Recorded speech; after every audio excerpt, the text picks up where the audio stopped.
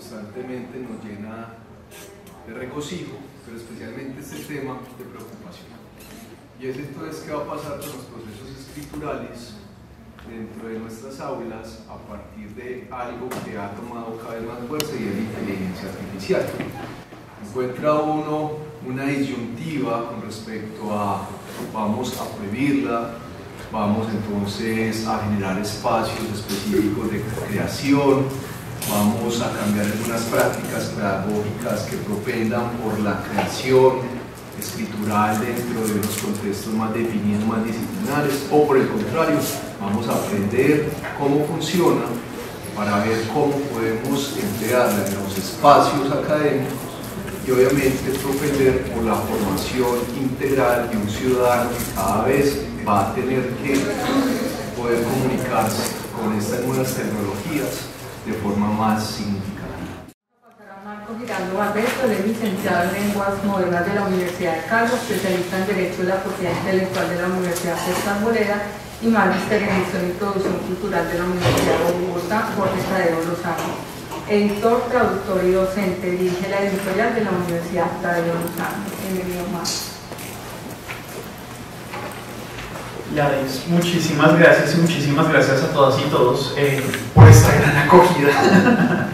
La verdad es que me siento gratamente sorprendido y pues muy honrado por la invitación y pues por supuesto feliz de estar acá en Medellín de nuevo y sobre todo en esta casa, así que de nuevo muchísimas gracias a ti, a toda la institución universitaria y pues bueno, yo espero dejarlos con un poquito más de preguntas que de certezas porque estaba revisando la presentación. Esta presentación comencé a trabajarla desde el año pasado, cuando, digamos, había un crecimiento, sobre todo en las noticias de la inteligencia artificial. Y comencé a interesarme muchísimo justamente por lo que había en términos de propiedad intelectual, porque pues, es un tema que me interesa un montón, particularmente el derecho de autor, pues evidentemente porque he trabajado en el sector editorial durante muchísimo tiempo. Y sonaba muchísimo en medios de comunicación el problema de pues, qué era lo que estaba pasando puntualmente en derechos de autor con estos grandes sistemas. Entonces comenzamos a explorar y cuando comencé a revisar de nuevo esta presentación dije, en esencia no ha cambiado mucho el panorama en un año, pero las consecuencias de lo que ha venido pasando sí que han cambiado dramáticamente y lo vamos a ver a continuación. Seguramente haré algunas paréntesis en algunas diapositivas, pero en esencia quisiera arrancar por las narraciones, porque este es un cuento, esto es un fragmento de Isaac Asimov. Yo creo que quienes vieron la película Yo Robot recuerdan que en algún momento comenzaron a mencionar las 3 leyes de la robótica. Y me gusta arrancar por aquí porque esto además nace de la literatura, de un cuento que se llama justamente El Círculo Vicioso, y esas 3 leyes de la robótica nos dicen 3 cositas muy puntuales. Y esto sale de la ciencia ficción, esto no sale como de un tratado de ciencia pura y dura, sino de la literatura. Lo primero que nos dicen las 3 leyes es: un robot no puede herir a un ser humano ni dejar de intervenir si éste está en peligro de sufrir algún daño. La segunda, un robot debe obedecer las órdenes de los seres humanos, salvo cuando éstas contradigan la primera ley, es decir, hacerle daño a otra persona. Y un robot debe proteger su propia existencia siempre y cuando dicha protección no contradiga las leyes primera o segunda. Vamos a dejar eso como una notita inicial. Para hablar de inteligencia artificial tenemos que preguntarnos y definir primero qué son las inteligencias artificiales. Y lo que hay que hacer acá es también como una gran nota a pie, o más bien poner un gran título, porque resulta que inteligencia artificial es un término de mercadeo.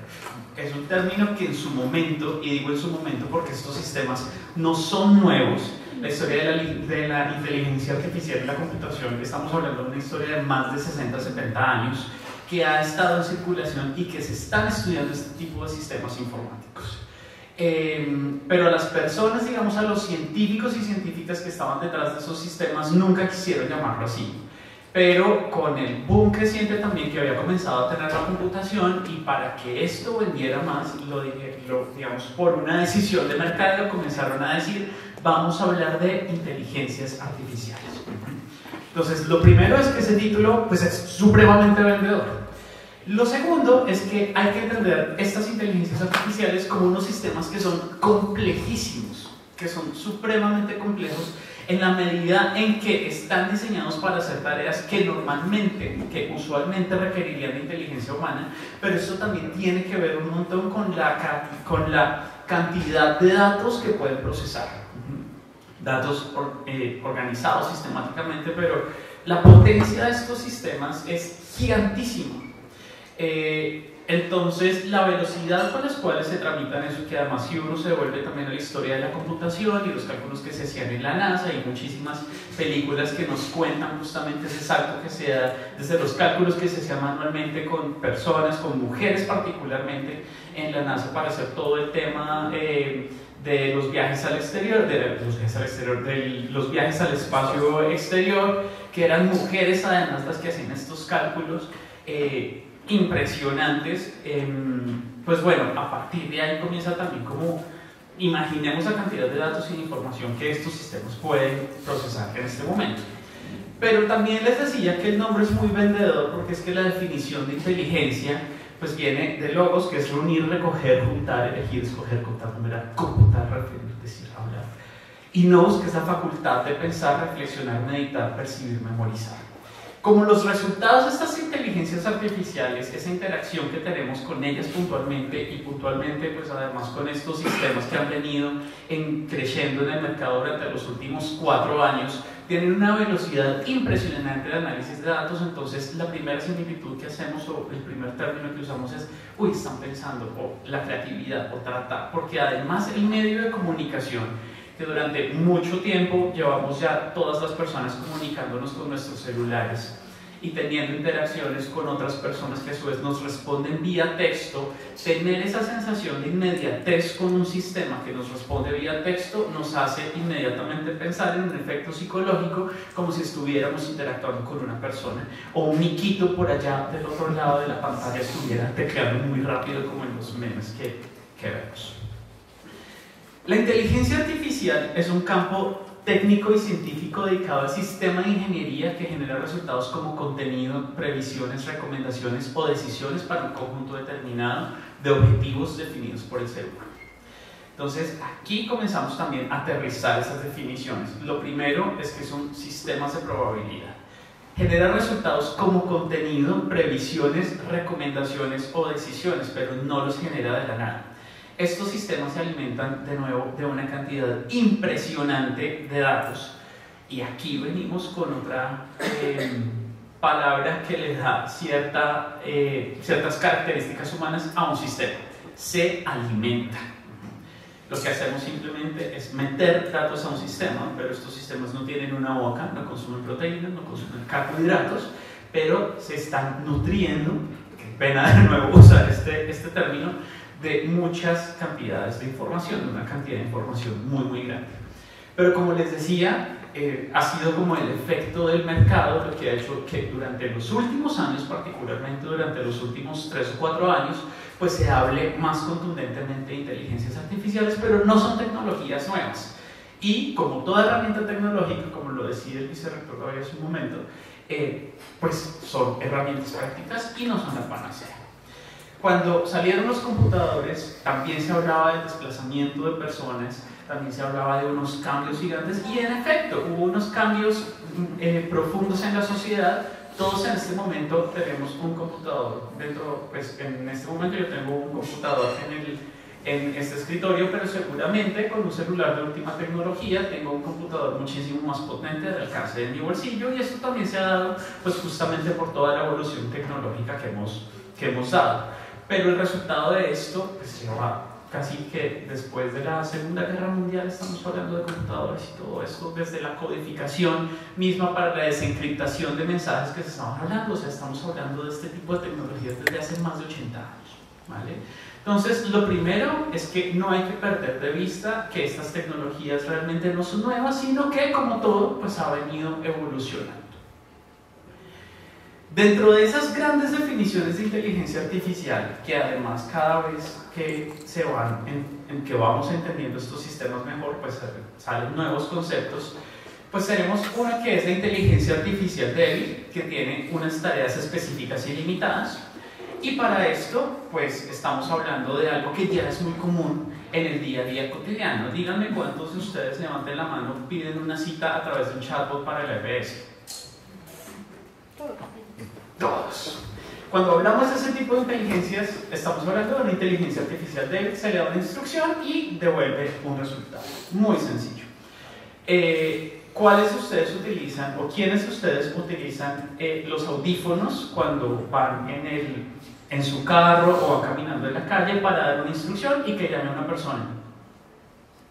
Bueno, varios. Yo en Bogotá no saco mi teléfono por seguridad, entonces cojo el audífono y le digo al teléfono llamar a mi mamá y a los 2 segundos está llamando automáticamente a mi mamá. O Alexa, ¿quiénes han escuchado a Alexa? Todos. Esos sistemas a quienes uno les da una instrucción y emiten un resultado inmediato son las inteligencias artificiales débiles. Tenemos además las inteligencias artificiales fuertes, que esto por definición dice que son sistemas con habilidades cognitivas iguales o superiores a la humana. Y aquí es cuando comenzamos también a darle un poquito de espectacularidad al tema, porque hablamos, o desde la teoría se habla que puede llegar un momento a lo que se le llama también la singularidad, en el cual estas inteligencias artificiales pues puedan ser mucho más potentes que la humana. Pero, ¿qué significa eso? Que sean más potentes que la humana. Yo siempre pongo este ejemplo y es, en este momento yo estoy acá de pie dando un discurso, los estoy viendo y las estoy viendo a cada una de ustedes. Pero mientras estoy hablando, en realidad tengo unos procesos de pensamiento supremamente rápidos para elaborar el discurso, pero además de eso sé que está haciendo un poquito de calor y tengo la chaqueta puesta, así que todos los nervios de mi cuerpo están procesando la información que hay en el ambiente, pero además de eso les estoy viendo, así que la luz está entrando a través de mis ojos, que está procesando otro tipo de información para que yo pueda ver los colores y pueda ver sus gestos. O sea, esto de que puedan ser más complejos que el sistema humano, pues también tiene unas limitaciones impresionantes, ¿cierto? Mientras tanto, seguramente ustedes habrán acabado de tomarse su juguito, yo no me comí la fruta, entonces mi sistema digestivo también me está diciendo, oye, hay que comer más tardecito. O sea, la complejidad de pensamiento que tenemos nosotros y la complejidad de la funcionalidad, eso nunca lo va a superar una máquina, a pesar de que pueda tratar de analizar datos de una manera muy rápida, pero esa complejidad humana, eso solo aparece en la teoría. Y esto es muy importante porque eso no se ha logrado completamente, sigue siendo objeto de estudio y cada vez más lo que sucede es que estas grandes compañías que tienen millones y millones de dólares en inversión, pues están poniendo el tema de la inteligencia artificial para justamente comenzar a recoger capital y seguir en la investigación. Pero que se llegue hasta allá es apenas un producto de la ciencia ficción. Estamos hablando de otra cosa también que es el aprendizaje automático, y esto sí tiene que ver con unos modelos de programación específicos que le permiten a una máquina, entre comillas, aprender más rápido a partir de los datos. Esto no es otra cosa que un procesamiento mucho más rápido, que también se ha dado justamente por la evolución de los sistemas o del hardware, ¿no?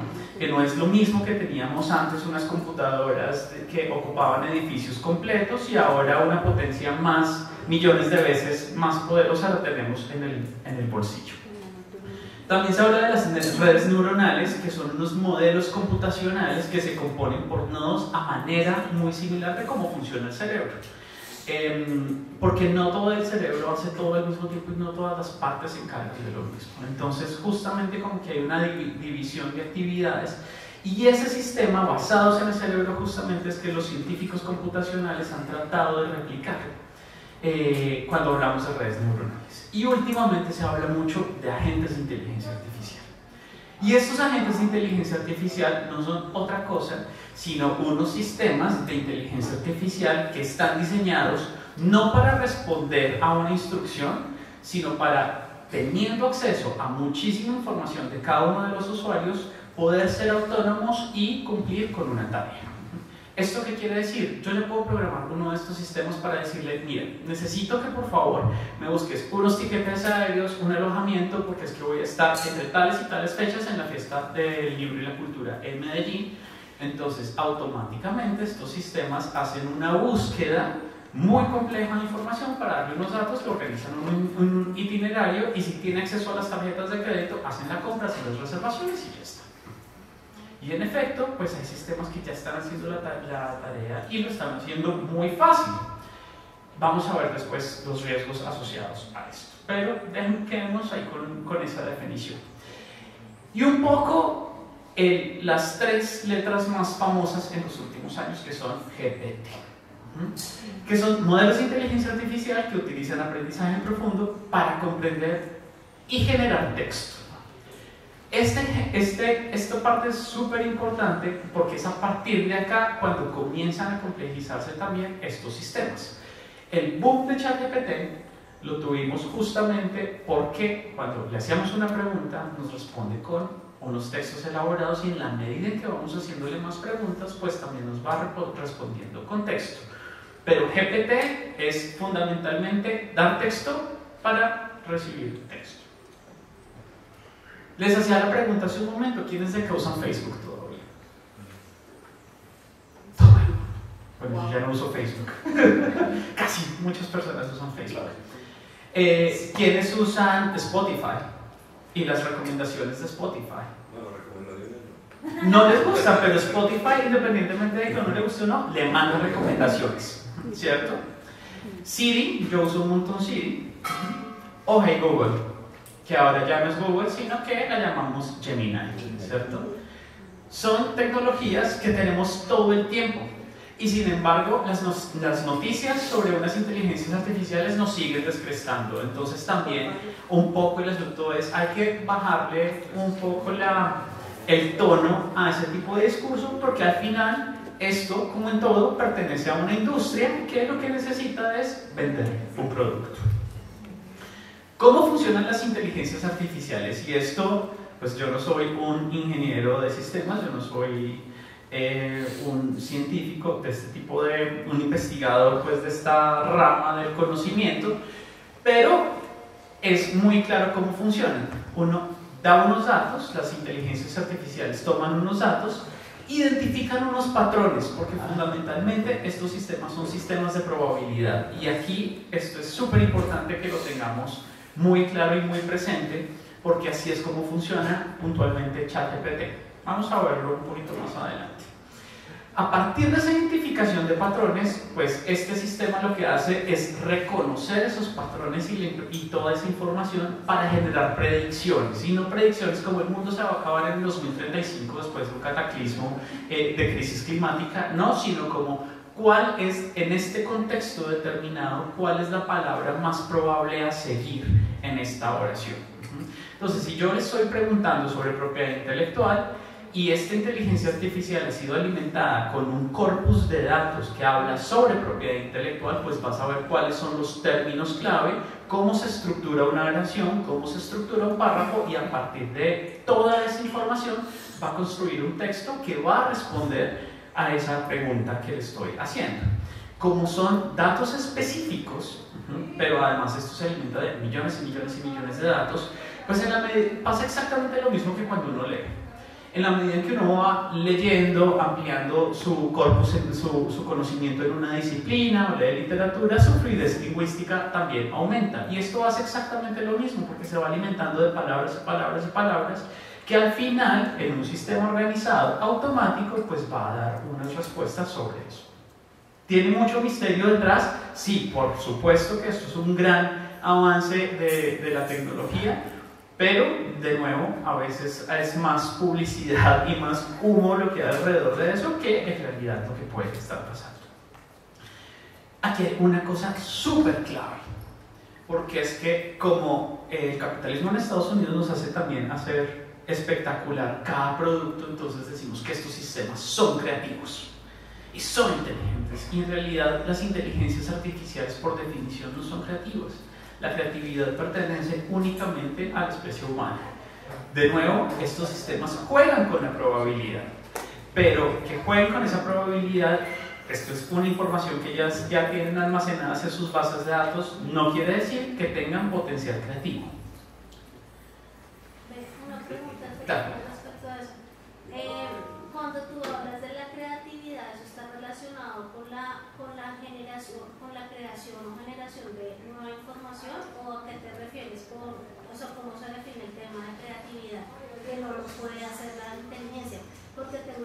creo que hay inteligencias artificiales de última generación que sí están produciendo información o generando información nueva, pero no sé si estoy... Y entonces aquí vamos a ver por qué cualquier cosa es información y hay que partir de eso. Esta imagen creo que fue muy famosa. Esto es información porque son datos. No sé si conocen la anécdota detrás de estas fotos. ¿A quién ven en la foto? Pero lo curioso de esta foto, ¿qué es? Que él no está vestido con sus vestimentas papales, sino con estas puffy jackets, ¿no? Como con estas chaquetas abultadas que le da más la sensación de ser un hip hopero que un líder religioso. Digo esto porque es muy importante eso. Estos sistemas no tienen autonomía y no te dan un resultado porque sí. Para que tú los actives necesitas siempre darle una instrucción. De hecho, el caso con esta fotografía es muy divertido. Estas fotografías fueron creadas por un obrero en Estados Unidos, un obrero de construcción, que después de terminar su jornada laboral se metió un ácido.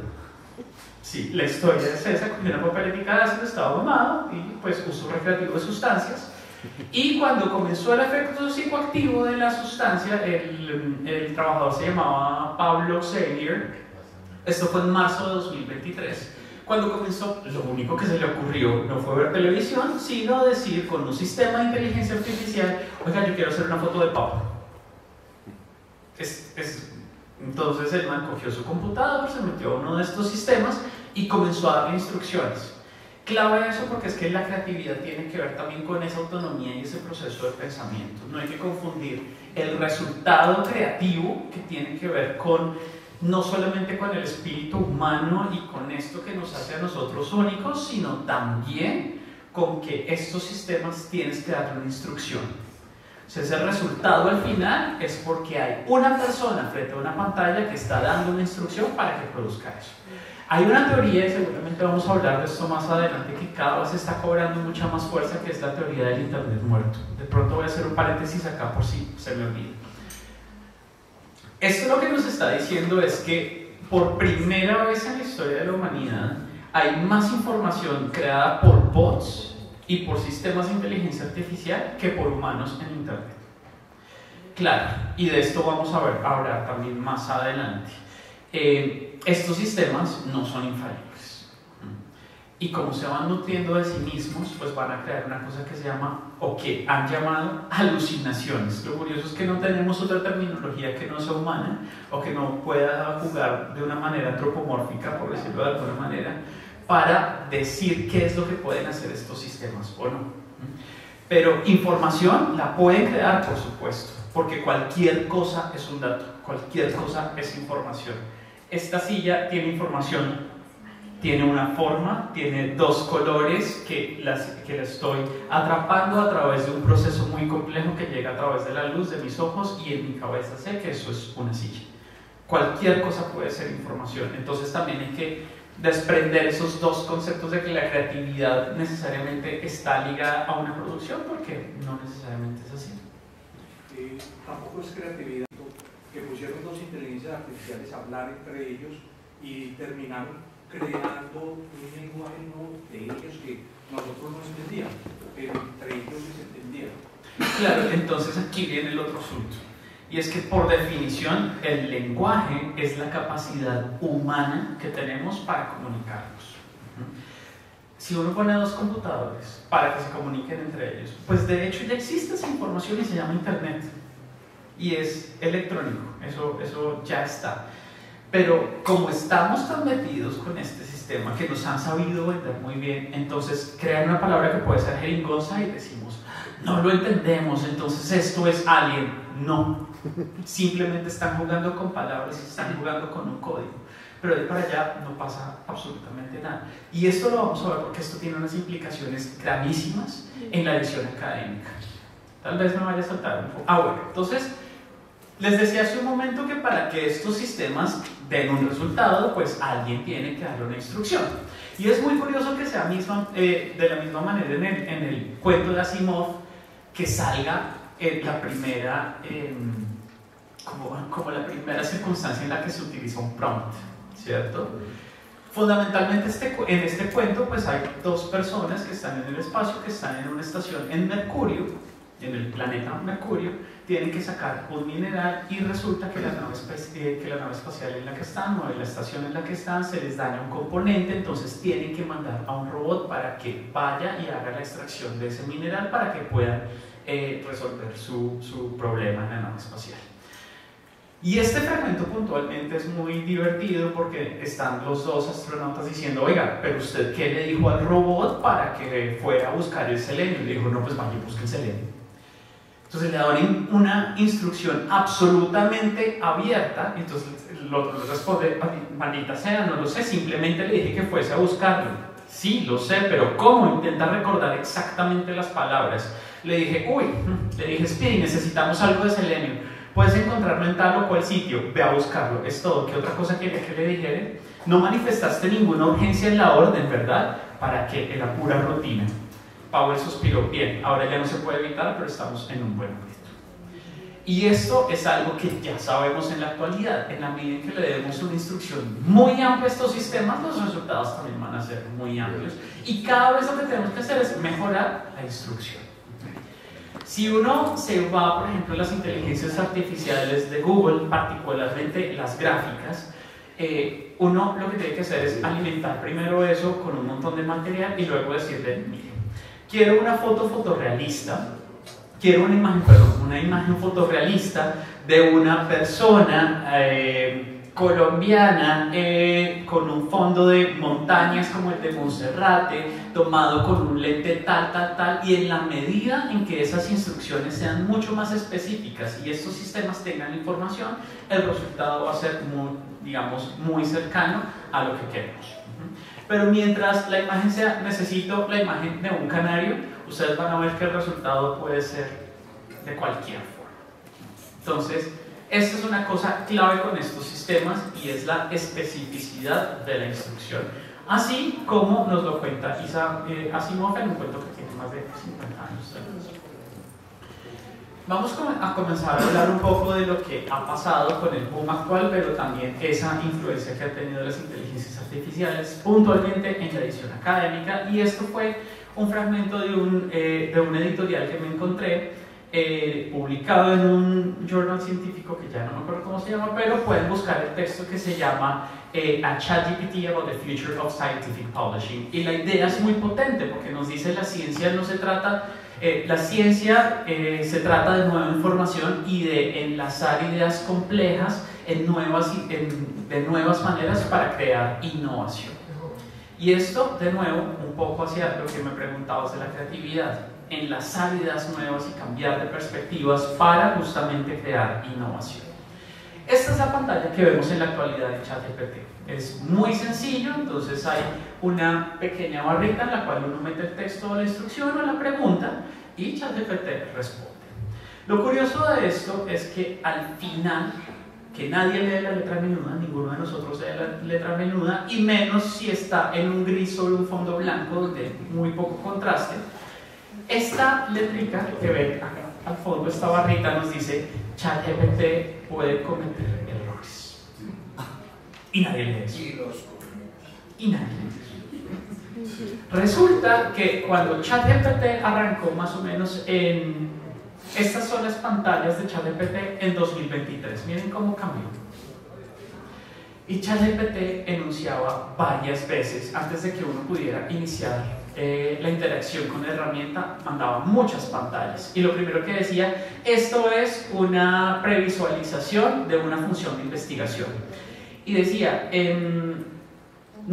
por favor, denos o retroaliméntenos con la información si es verdadera o no, si es buena o no, para que con eso podamos evaluar mejor el sistema. Además de eso, le decía a los usuarios, mire, esta es la manera en la cual recolectamos la información, pero pilas porque los resultados pueden no ser verdaderos, no ser ciertos, no ser acertados. Y además de eso, decía, esto es lo que puede hacer este sistema y estas son las limitaciones. 5 pantallas antes de que uno pudiera iniciar la interacción con la herramienta.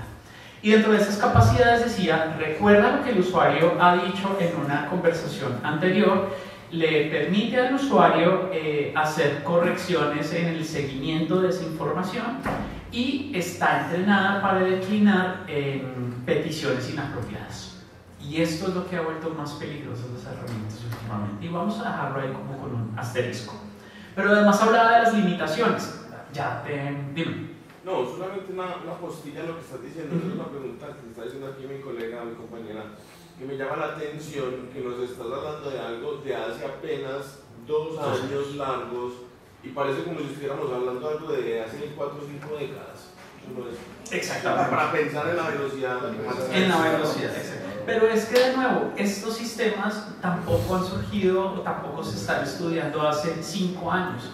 Lo que pasa es que siempre ha habido un boom. Cuando hay un libro que se llama, que lo recomiendo muchísimo, que se llama Inteligencia Artificial, Guía para Seres Pensantes, que lo escribe una investigadora que se llama Michelle, ahorita lo busco, pero si tienen sus teléfonos ahí, no me acuerdo cuál es el apellido, y ella hace un recorrido justamente sobre la evolución de la inteligencia artificial, y lo primero que nos dice es eso, es que siempre ha habido picos y valles, porque ha habido una falta de financiación, porque esto no era un campo muy prometedor en las ciencias de la computación, pero ahora, como tenemos unos equipos mucho más sofisticados, tenemos una tecnología mucho más compleja, pues esto, y tenemos también como un momento en el que el capital hacia la tecnología fluye más, pues la inversión ha venido en aumento.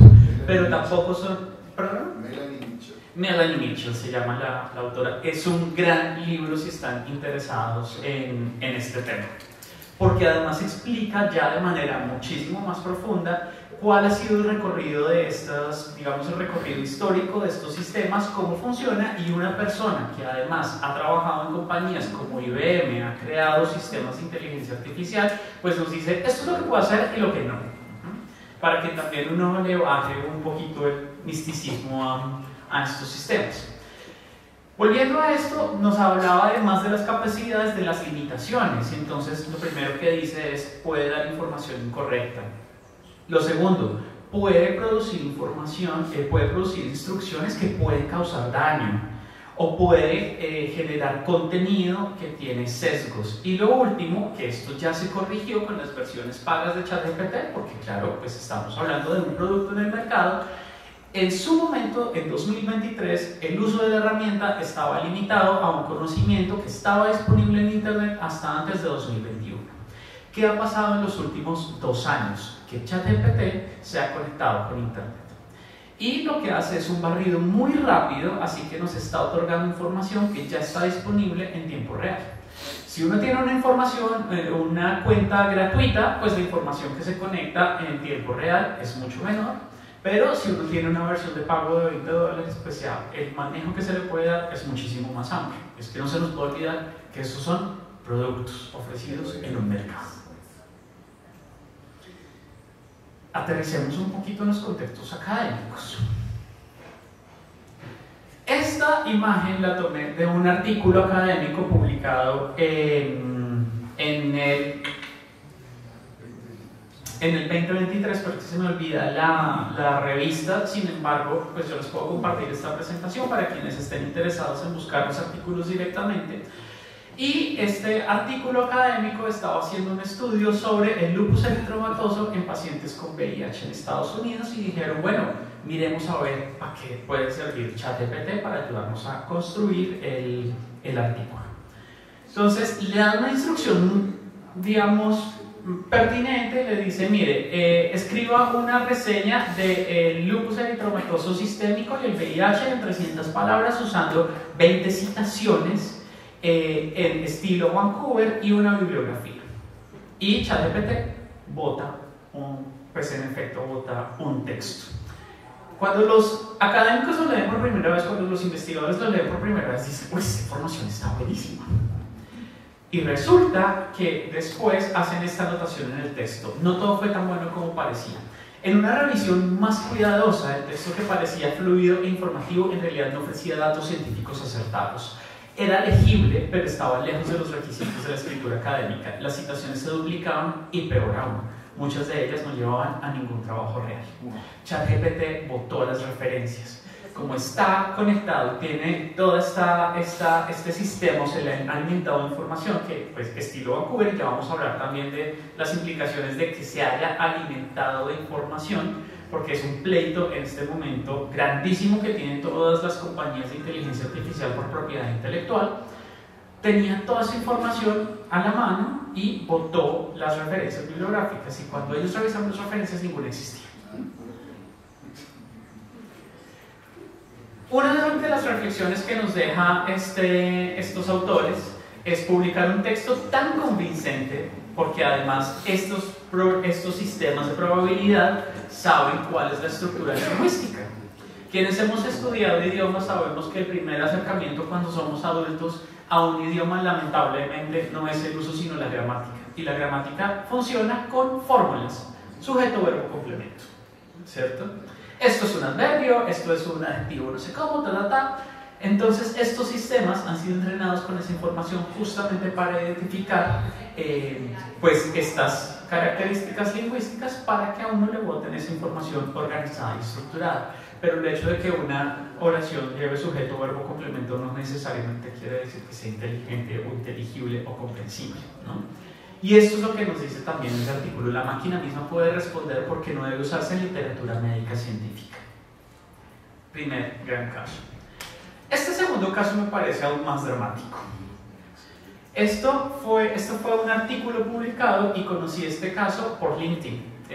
Un día estaba haciendo scroll, como pues, todos nosotros revisamos redes sociales, y me salió esto. Una persona publica la primera página de un artículo académico y resulta que en el primer párrafo, en la primera línea de la introducción, dice: por supuesto, esta es una muy buena introducción para tu artículo. Lo que me parece más grave del asunto no es solamente eso, es que lo leyó el autor, lo leyeron pares, lo leyó un editor y aún así se publicó. Se publicó. Cuando me enteré de esto, yo me fui a buscar el artículo porque dije, esto no puede ser cierto, y lo encontré disponible, no lo habían retractado todavía. Estas imágenes que dice acá retractado fue cuando ya volví justamente para preparar esta misma charla. Volví a descargar el artículo y ya aparecía con el tema de este artículo está retractado. Y dice esto justamente, en Surfaces and Interfaces fue publicado en esta revista de Scopus.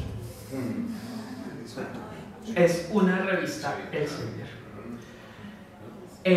Dice que esto posiblemente, bueno, este artículo fue retractado para ver las políticas de Elsevier sobre el retracto de los artículos. Dicen 2 o 3 argumentos, pero dejan el más importante casi al final. Adicionalmente, existen preocupaciones sobre que los autores pudieron haber usado, que me parece muy sutil, inteligencia artificial generativa en el proceso de escritura sin hacerlo público, lo cual es un rompimiento, es una infracción a la política de la revista. El problema no es que lo hayan usado, porque cada vez más, y justamente por el ritmo de la evolución, pues está pasando que ya todas las revistas están diciendo, mire, usted puede utilizar sistemas de inteligencia artificial, por ejemplo, para traducción automática, para revisión de estilo, para el procesamiento mismo de la información, de los datos, está bien, pero no lo ponga a escribir. Y si lo va a poner a escribir, revíselo. Cuando hablo de esto y cuando hablo también de las implicaciones de este tipo de sistemas en la industria editorial, pues digo, lo que pasa es que un poco los roles comienzan a cambiar, ¿sí? El traductor ya no se sienta palabra por palabra a encontrar la sintaxis y encontrar como en todo el sentido de la oración. Tiene traducción automática, pero su rol se vuelve mucho más de editor y de revisor de que esto sea una traducción de calidad, porque estos sistemas, de nuevo, no son infalibles.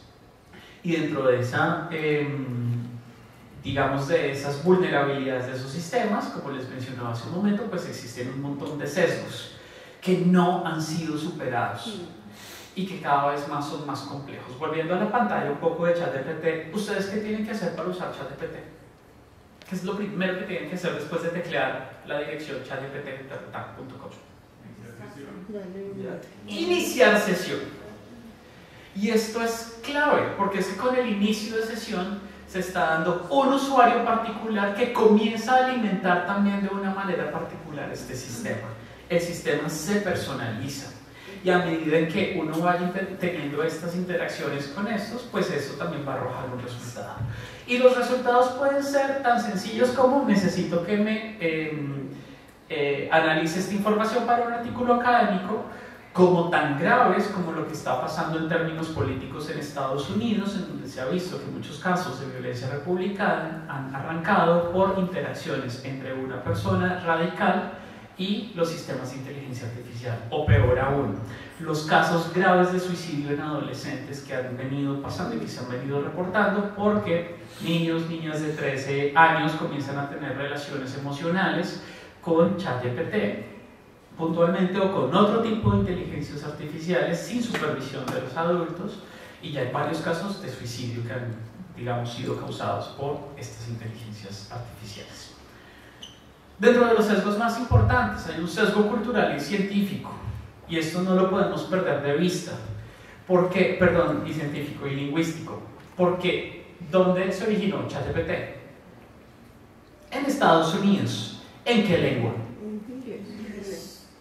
De entrada, otras lenguas que pueden llegar a ser minoritarias se excluyen de ese campus, de ese corpus de información con el cual se alimenta ChatGPT. Claro, han venido creciendo y han venido diversificando los idiomas, pero estoy absolutamente seguro de que no vamos a encontrar respuestas de ChatGPT en guayú. No va a dar esa información. O lo que va a ser mínimo, porque de entrada el corpus y donde funciona más y mejor este sistema es en Estados Unidos. Pero además de eso, tienen sesgos de género y raciales, y no hablo únicamente de ChatGPT, hablo también de los generadores de imágenes. Porque cuando comenzaron a generarse estas imágenes, los resultados cuando le preguntaban por hombres guapos o mujeres hermosas, eran hombres blancos, rubios, acuerpados, muy similares a los de Estados Unidos, y no habían pieles diversas o latinas o asiáticas. Y eso pues genera de nuevo un sesgo racial. Como son sistemas que se van retroalimentando de la información que uno les vaya dando, pues en efecto va a recomendarle siempre lo mismo, porque ChatGPT me va a decir lo que yo quiero escuchar. Lo mismo pasa con los sesgos ideológicos y de confirmación, que es lo que está pasando en este momento con las crisis sociales en países como Estados Unidos, donde se están dando estas interacciones más fuertes con ChatGPT, y es que sí, tú tienes razón. Ya han surgido muchísimos casos recientemente, esto no son de hace un año ni nada por el estilo, hace un par de semanas, una persona que estaba usando también, un hombre que estaba usando este tipo de inteligencias artificiales, estaba súper convencido de que él era el nuevo Mesías, porque esta inteligencia lo ha venido creando. Y de nuevo, lo que pasa es que ejercen un efecto psicológico porque nos hemos acostumbrado a tener interacciones vía texto. Entonces, hacemos una pregunta, nos responde, y de inmediato hacemos esa relación como si estuviéramos en un sistema de comunicación.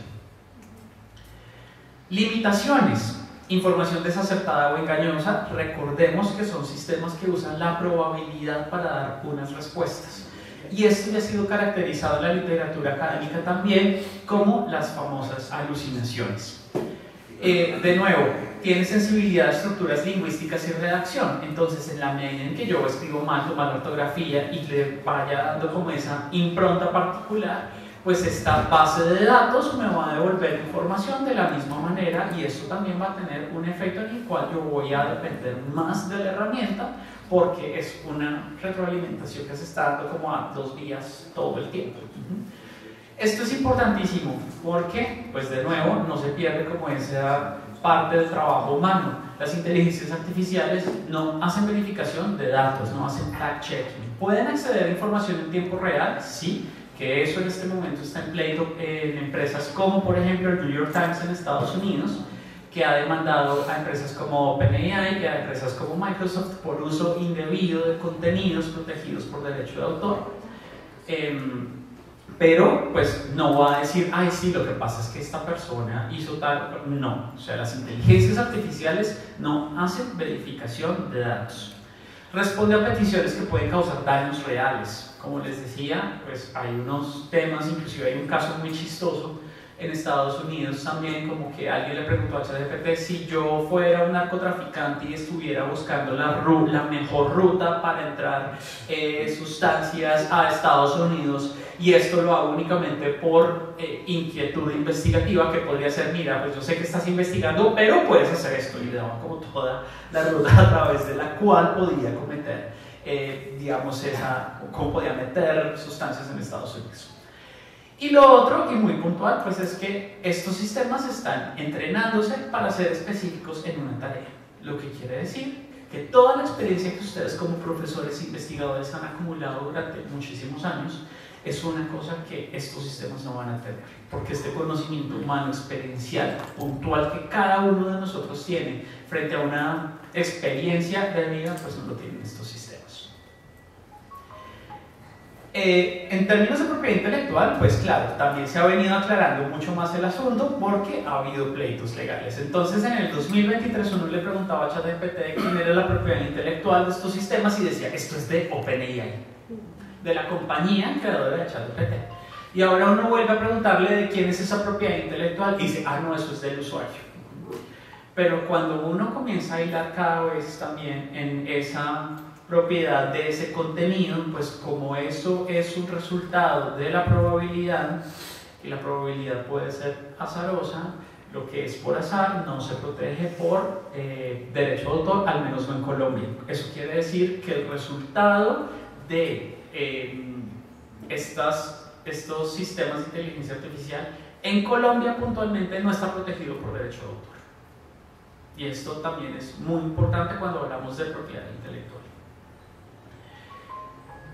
Importante tener este artículo de la ley de derecho de autor muy presente en Colombia, y es que nos dice el autor, en su caso, sus derechohabientes tienen el derecho exclusivo, perdón, esto no es de la ley 23, sino de la decisión 351 de la Comunidad Andina, que es la decisión puntual sobre derecho de autor. Es la ley supranacional que tenemos. En Colombia tenemos varios sistemas de derecho de autor, uno grandote que es el Convenio de Berna, que Colombia suscribió como en el 82, y del cual hacen parte más de 100 países, pero además tenemos la decisión de la CAN puntualmente sobre derecho de autor y la ley local.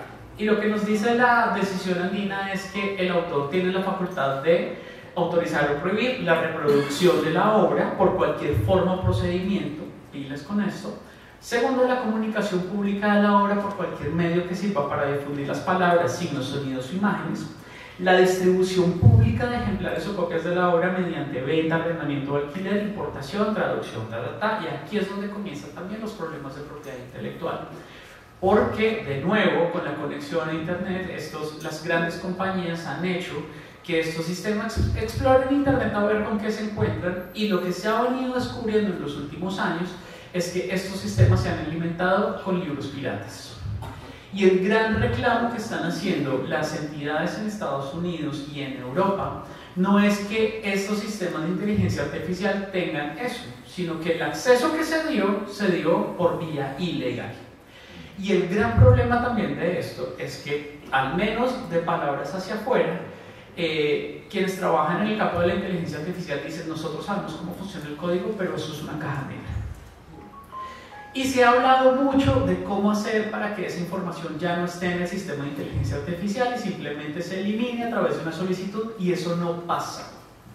Una cosa clarísima es que una vez una inteligencia artificial se alimenta con esa información, para sacar esa información lo que hay que hacer es destruir el sistema, porque eso ya se pierde, se diluye. Es como si ustedes metieran en una alberca una gota de agua. No hay manera de sacar exactamente esa misma gota de agua que ustedes acabaron de depositar en esa alberca. Esa información se diluye.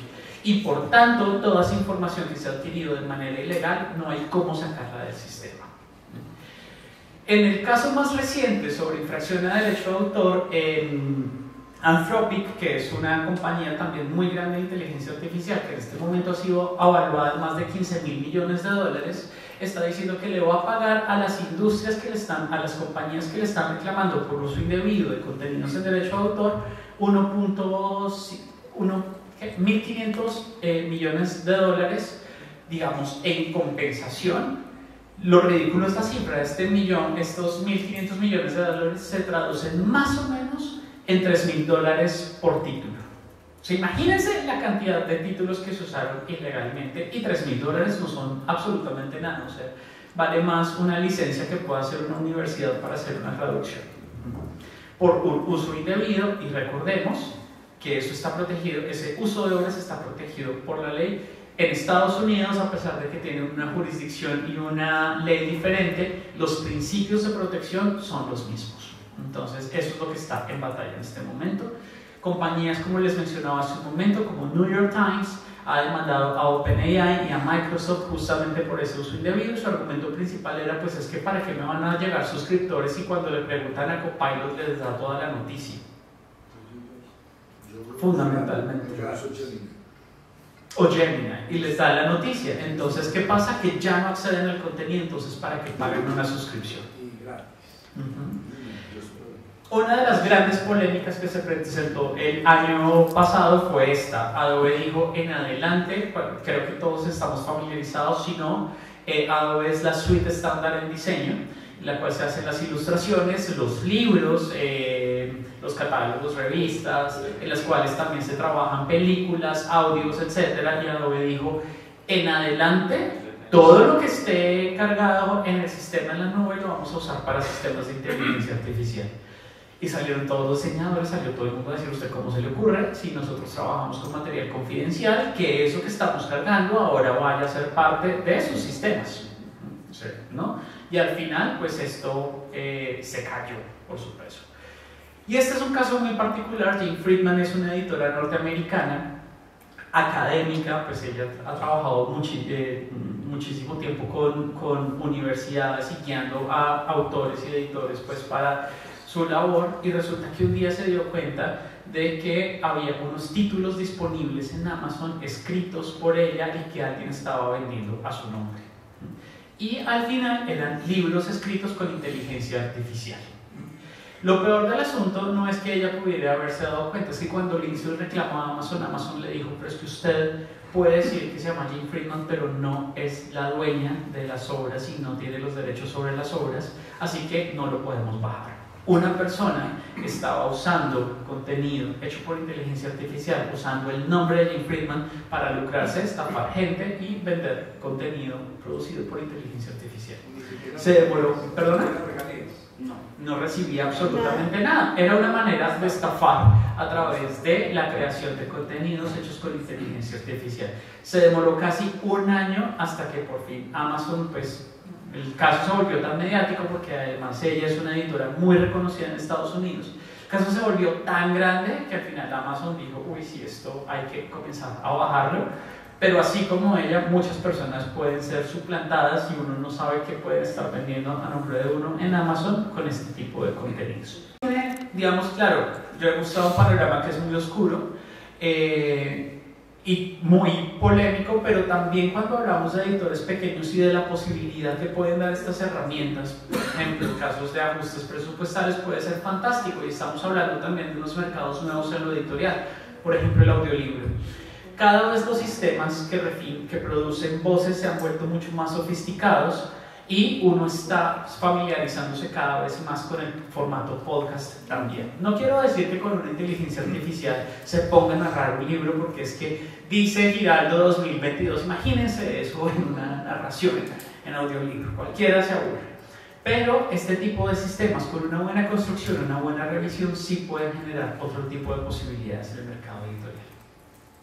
A mí no me gusta tanto hablar del futuro en inteligencia artificial porque llevamos 50 años hablando de inteligencia artificial y en realidad pues esto siempre ha sido de nuevo un asunto mucho más del mercado o de la actualidad del mercado que cualquier otra cosa, pero uno se hace preguntas sobre el presente y es bueno, ¿qué tan rápidos son los cambios? Y vemos que a pesar de que en esencia los sistemas son iguales, pues la normativa se está quedando muy atrás. Una de las cosas que a mí me causaba más escozor el año pasado cuando se daba la discusión sobre la reforma de la ley del libro en Colombia era que decía definición de autor, cualquier persona o sistema, refiriéndose literalmente a las inteligencias artificiales, que pueda producir un contenido. Como, oiga, como así que a mí como persona natural me está poniendo al mismo nivel que un sistema informático? No están entendiendo absolutamente nada de esto. La legislación se queda rezagada porque además los legisladores no conocen este tipo de sistemas, interactúan de manera muy sutil con ellos y pues en consecuencia dicen hay que hacer legislación rápida sobre eso, pero a veces no está más acertada, y lo que estamos viendo en casos como el de la Unión Europea es que todavía hay mucho terreno por recorrer. Lo mismo que tan rápidas serán las adaptaciones, y esto sí lo vemos de manera muy contundente. La adopción de esta tecnología es muy rápida, muy rápida. Pero también la pregunta es, bueno, la adopción es muy rápida, pero ¿qué tan disponibles están estas tecnologías? Y cuando pensamos en un país como Colombia, que además acceder a un teléfono gama alta de última tecnología es muy costoso, y cuando tenemos una población rural tan amplia, pues la pregunta es, ¿quiénes realmente están accediendo a estas tecnologías y cómo lo están haciendo? ¿Qué tanto las usaremos? Es una gran pregunta. ¿Y qué tanto podemos alimentar estas tecnologías? Porque hay una hipótesis muy interesante, y es que va a llegar algún momento en los próximos 10 años en que la información que está disponible en Internet, que es la información puntual con la cual comienzan a alimentarse estos sistemas, se va a agotar, porque no todo el conocimiento está en Internet. En este momento, de hecho, OpenAI acaba de hacer un contrato con Oracle por $400 mil millones para que Oracle le suministre todos los datos que tiene. Ya en este momento el hombre más rico del mundo es un señor de 81 años que es el dueño de Oracle. 100 mil millones de dólares tiene en el bolsillo. Porque hay un techo de la información.